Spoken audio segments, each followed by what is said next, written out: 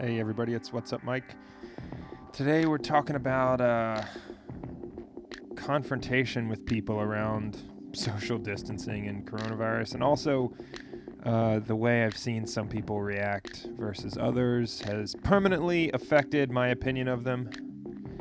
My face is orange on the video. Let's see if that helps. Alright.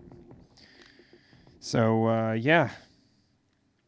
getting into it, I haven't been out of my house much, and the only two places I've gone in the last 2 weeks are the grocery store that is a mile from my house and the Lowe's that is 2 miles from my house. So that's it.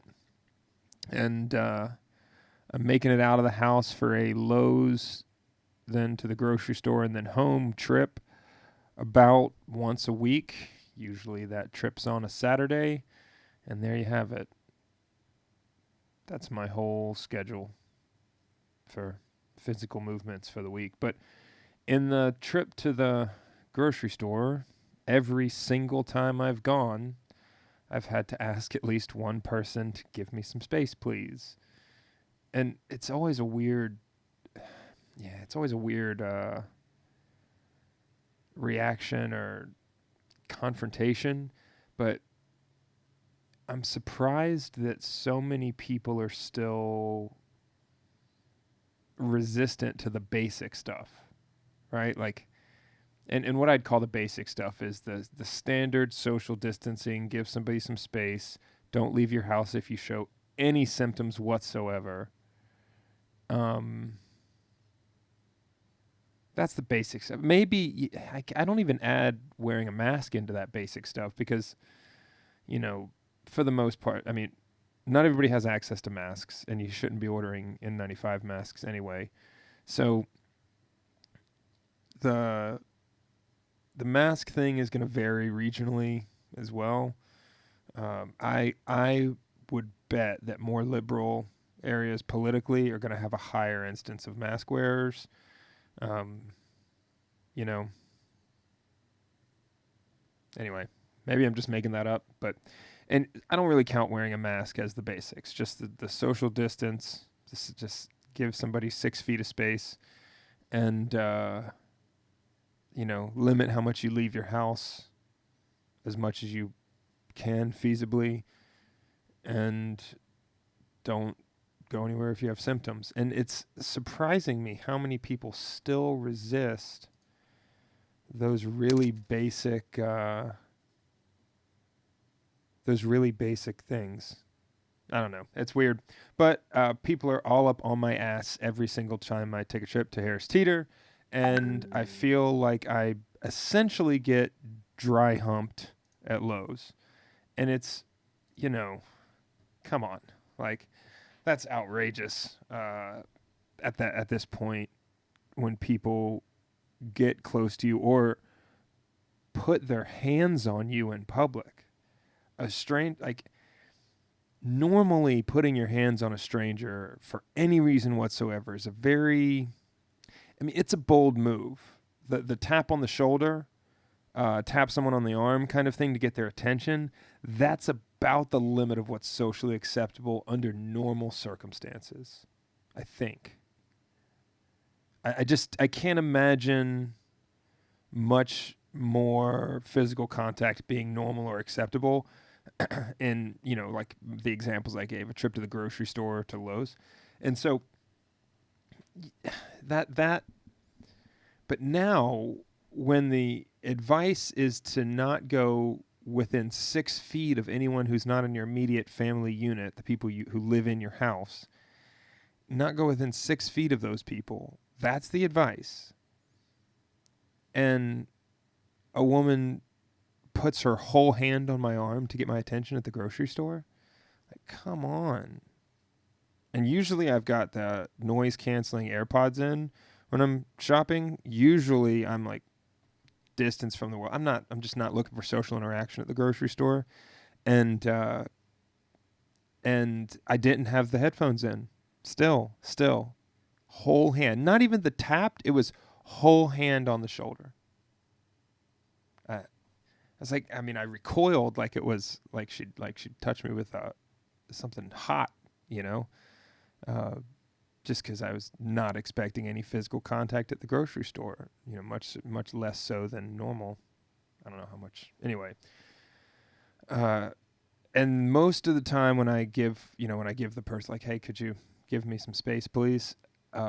Most of the time they just say, oh, excuse me, and it's totally a polite interaction. I'm disappointed that I required the confrontation, I guess, but normal reaction. But occasionally you have someone who has decided that whenever they're asked or expected to change long-standing habits of just how they live their life, for this particular case or for any other, that they're going to resist wholeheartedly against that ask. And I've got a theory about what kind of person this is. So 2 interactions so far, both at Lowe's, both with men. One a little bit younger, one a little bit older than me. So I'd say one mid-20s, one mid-50s, call it that.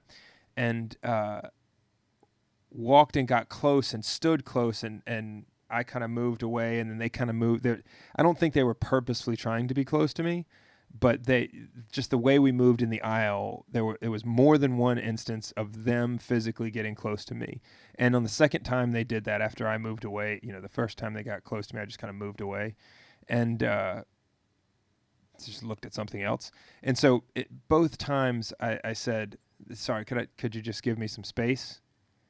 And I got various reactions of, what? Like, you know, like that kind of like, I can't believe this, you know, like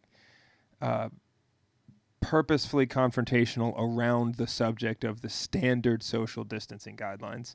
And I'm disappointed, but I think that that's someone who gets so few victories throughout their day or throughout their life. Like they lose so hard. They've got a boss who's on their ass, or they're out of work and they have no professional satisfaction there.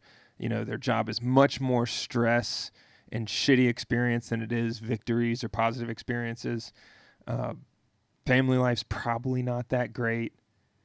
You know, that like not getting that very many relationship victories, if you'll call it that.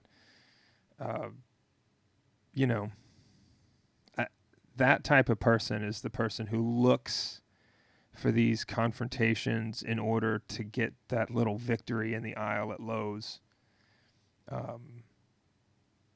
Yeah, it's just really strange, you know. And so the next thing I say to him is, "Hey, sorry, I've just got elderly and sick family members, and I'm just trying to avoid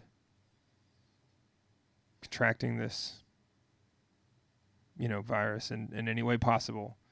And but I, you know, obviously that's a little bit hypocritical because if that was really true, all like fully, I wouldn't be out in the first place, I guess. But yeah. Anyway, the theory around that is that those dudes are just losers for the most part, or just maybe not loser, but they feel like they get shit on a lot, and then they kind of, you know, in turn try and shit on other people to get it back as much as they can, I guess. Anyway, I came out of both of those interactions just feeling sorry for them. Sorry and disappointed for those two guys, but whatever. Coronavirus confrontations randomly. And then I also have, you know, I think, a little bit of a hypocrite when I say this, but the way some people have responded just make me feel like they're pussies. Like I have such a problem with people who react with overwhelming fear and anxiety around this to the point where it compromises their ability to function as an adult and just get your normal shit done. And I just I feel like I've got no time for people who are just overreacting's not the right word. but having a fear response that causes reduction of their capacity, maybe. Yeah, I just feel like, and the disdain I feel for people like that is, it's not 100% fair or rational. I'll readily admit that, right? And I blame it on the Army and deployments, maybe, but maybe it's just who I am, and the Army's not to blame. But I feel like my first career, 10 years in the Army, put so much emphasis on someone being contributory to whatever the task at hand is, right? Like there's just in the infantry, especially in combat arms units in the military, there's support units, really all units, but there's this emphasis sort of the closer you get to the firefight in those kinds of units where there's no freeloading, there's no people who don't pull their own weight, do their part. There's just no space for that. It's one of those professional environments where there is absolutely no tolerance, and you have to cut the fat. And the people that lose capacity at the slightest bit of stress or anxiety or requirements on them that are unfamiliar or, fear, the people that lose significant capacity at the first onset of that just they don't contribute to accomplishing the mission at all. Whatever that mission is, whether it's a trip to the grocery store in Lowe's or if it's, something going on in northeastern Afghanistan. Like that, I just have so little tolerance for those kinds of inefficiencies, I guess. Like the fear or weakness leads to reduced capacity thing. And I'm a little too hard on my kids around those kinds of things too. I'll readily admit that. I'm working on that. But man, right now when there's, this is a scary situation, right? Comparatively to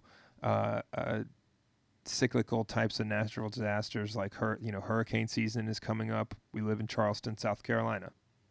That's a thing we need to worry about and consider, mitigate risk for in our lives, but we see it pretty regularly. It can be a traumatic event, but this is significantly bigger than that. This is a once in 100 years kind of situation, and so it's bringing out every instance of fear and anxiety in people, and man,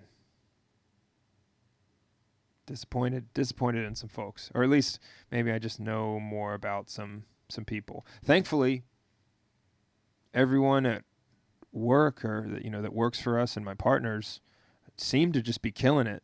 Different people have different life situations on the team, and so they're feeling stress in different ways. Not everybody has kids. Some people have kids that are school aged, and there's different stressors that come with that in this situation. But everybody at our agency is crushing it. People getting their work done. We're landing new clients. My partners and I have sort of worked through the kinks of most of the communication between ourselves and the team at this point, and things seem to be going pretty smoothly, getting proposals out every week, getting some big inquiries, so we're moving right along. We've lost some clients that, weren't the best and kind of replaced them seemingly, just with timing and the way those things worked out with new clients, seemingly replaced them with people that are a great fit. So things are good there. So there's definitely no complaints about how fear or anxieties reduce the capacity of people at work.